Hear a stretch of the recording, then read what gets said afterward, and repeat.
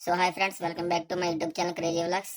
మనకి ఆ ఛానల్లో కంటెంట్ ఏంటంటే బ్రేకప్ అయిపోయిన బాయ్స్ పరిస్థితి ఎలా ఉంటుంది, దాని నుంచి మనం ఎలా బయటపడాలి.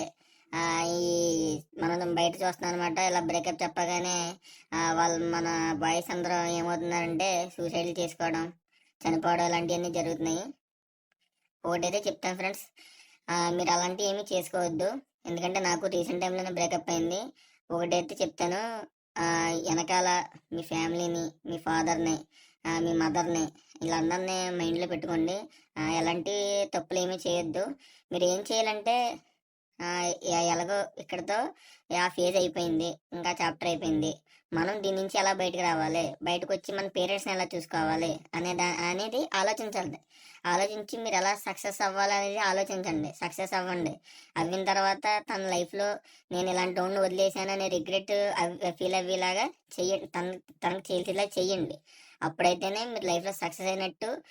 అలాగైతేనే మిమ్మల్ని మొగడా అంటారు ఫ్రెండ్స్, ఓకేనా. ఎప్పుడైతే మీరు చచ్చిపోవాలని సూసైడ్ చేసుకోవడం, లేకపోతే ఊరేసుకొని చచ్చిపోవడం ఇలాంటివి చేసుకున్నారనుకోండి, వెనకాల మీరు అక్కడితో అయిపోతుంది. కనీసం ఆ అమ్మాయి మీరు చనిపోయారని తెలిసినా కూడా మిమ్మల్ని దేకను కూడా దేకదు. అర్థమవుతుందా?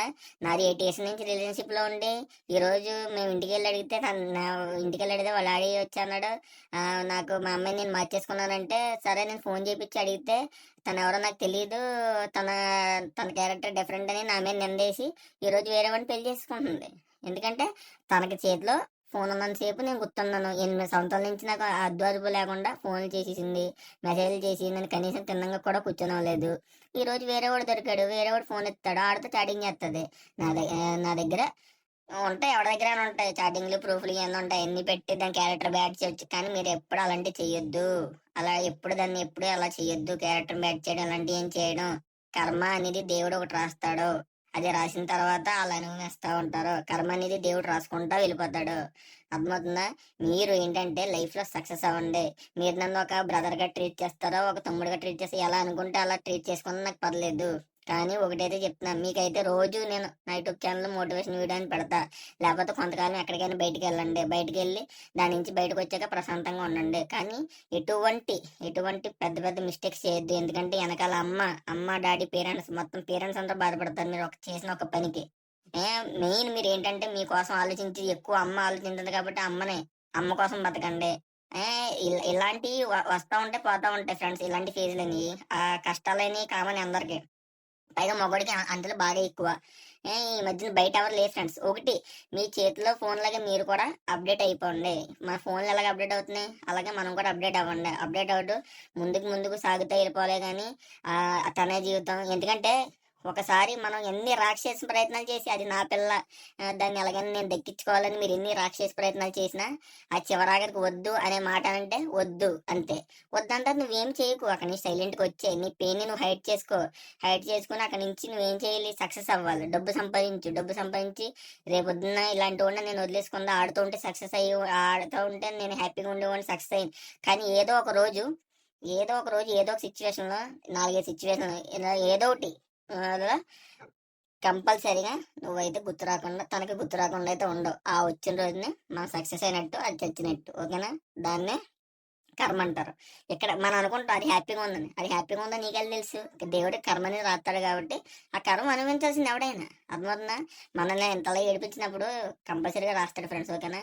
మీరు ఎలాంటి తప్పులు చేయొద్దు. ఫ్యామిలీని మీరు మైండ్లో మనసులో పెట్టుకోండి. ఫ్యామిలీ కోసం ముందడుగేసుకుంటూ వెళ్ళిపోండి. కానీ ఎలాంటి సూసైడ్లు కానీ, దాన్ని బెదిరించడాలు కానీ ఏమి చెయ్యొద్దు. అర్థమవుతుందా?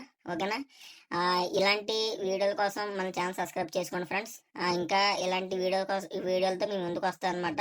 ఎందుకంటే నాకు రీసెంట్ టైంలోనే బ్రేకప్ జరిగింది. నేను ఆ ఫేజ్ నుంచి చాలా సపోర్ట్ చేశాను. మా పేరెంట్స్ అందరూ సపోర్ట్ చేసి, మా బ్రదర్, మా అన్నయ్య. ప్రస్తుతానికి ఇప్పుడైతే నేను సక్సెస్ అవుతాను స్టెప్స్ అన్ని ముందుకు వేసుకుంటూ వెళ్తున్నాను. ఇలాగ లేకపోతే ఒకవేళ మీకు ఏదైనా కానీ, ఒకటి, బ్రేకప్ అయిపోయిన తర్వాత మాత్రం మీరు సైలెంట్గా ఉండొద్దు. ఖాళీగా ఉండొద్దు. ఏదో ఒక పని చేసుకుంటూ ఉండండి. ఏదో ఒక వ్యాపకంలోకి మీరు మీ మైండ్ని డైవర్ట్ చేయండి. ఆటోమేటిక్గా ఆ మైండ్ తానే మర్చిపోతుంది.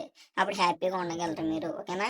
రేపొద్దున్న తను ఎదురుపడినప్పుడు తనకే సిగ్గు తను చేసిన తప్పు తను తెలుసుకొని తను సిగ్గుపడేలాగా చేయండి. ఓకేనా ఫ్రెండ్స్? ఓకే, ఇలాంటి వీడియోల కోసం మన ఛానల్ సబ్స్క్రైబ్ చేసుకోండి ఫ్రెండ్స్. ఓకేనా? ప్రస్తుతానికి అయితే నేను ఫేస్ అయితే రివీల్ చేయను ఫ్రెండ్స్. కొంతకాలం పోయిన తర్వాత ఫేస్ రివీల్ చేస్తాను, ఎందుకంటే నేను కంబ్యాక్ ఫేజ్లో ఉన్నాను. నాతో పాటు ఒక్కరైనా కంబ్యాక్ ఫేజ్లోకి తీసుకొస్తే, ఒక్కడైనా నా వీడియోలు చూసి మారితే నేను హ్యాపీ ఫీల్ అవుతాను ఫ్రెండ్స్. ఓకే ఫ్రెండ్స్, ఇలాంటి వీడియోల కోసం మన ఛానల్ సబ్స్క్రైబ్ చేయండి, షేర్ చేయండి, అలాగే ఫాలో చేయండి ఫ్రెండ్స్. ఓకేనా? జై Hind and love you guys. Thank you, love you guys. ఇదేంట్రా అయితే? అరే నీ